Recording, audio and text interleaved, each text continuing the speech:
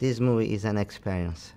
It's great. It feels like reading a novel. How was it for you when you read the book first time? How did you feel?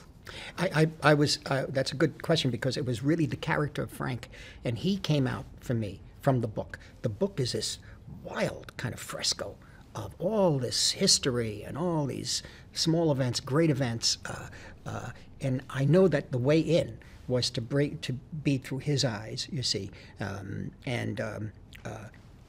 in a way, that guided me through the history, you see. But it had to, working at this age, 75, 76, all of us, me, Bob, Joe, and Al, you know, it made us see things differently, really. And I took the risk of slowing it down so that you would,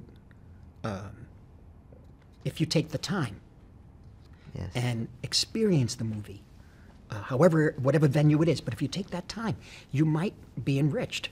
Exactly. By spending the time, putting in the time, you might get something out of it that you could keep feeding off of for years to come. I hope. Some people have told me that, and that's nice. But we had no choice that way. For me, the history was a backdrop. You know?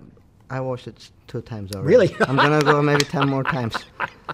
There's a lot in there. Yes. We look, you know. Exactly. You know, we put the frame a certain way, and there's something happens here. Yeah. And finally, Dream Team. I call it Dream Team. It's all together. How was your experience working with them? They are the living greatest actors. Well, and I'd always wanted to work with Al, but we never Al, immediately, I met him through Francis Coppola, and then he was in Godfather 1, became a big star. I was still making films with my friends, so to speak, you know. And then he worked so great with Lumet and Pollock and so many other people, particularly De Palma, who was my closest friend. And so he was on another level, in a way. And we got together in the 80s to try to do a film on Modigliani, the painter, but we never got the financing for it. And over the years, it just, all the opportunities slipped away. And then Bob suggested it. And by the time we got to make the film, this film, I was a little nervous. I said, well, I never worked with Al, because I know him over the years, he's friendly. I said, well, how does he work?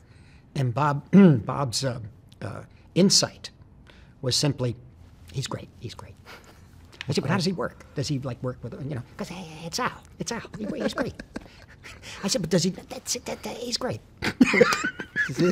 That's cool. So we put them in a room, and we were all talking. There was hardly any rehearsal. And what happened is that it's Al and Bob know each other from the late 60s, and I think what you see in the film is something deeper than even their characters. Exactly. You follow? It goes back to America history, goes back to history of cinema, history of the stage, all of this. It's like, it's amazing what they do in it, you know. And Joe Pesci plays a big role. I love him. I'm a big fan of Joe Pesci. And I heard it wasn't easy to bring him. No, he wants to make, he claims, people said he's retired. He wanted me to point out to everyone, he's not retired. He never retired. He just didn't like working with people he felt were not, I don't know, he wasn't experiencing a feeling of creativity with a lot that was being offered him. And he said, you know what, it's better not to work. You know, he said, you guys spoil me with Raging Bull. That's fantastic. So we got him finally.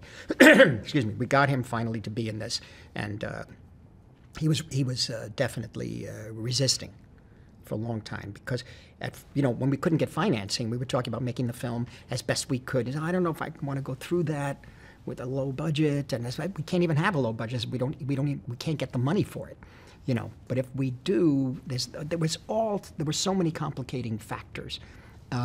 And he, I think, was concerned that get it set up, make it solid, you know, and then we talk, right? Okay. Now, we knew that even if we didn't, we'd still get him somehow. Great job. It's really Bob. It's really Bob. Could talk to him and talk. Great job. Thanks very much for this. Thank you.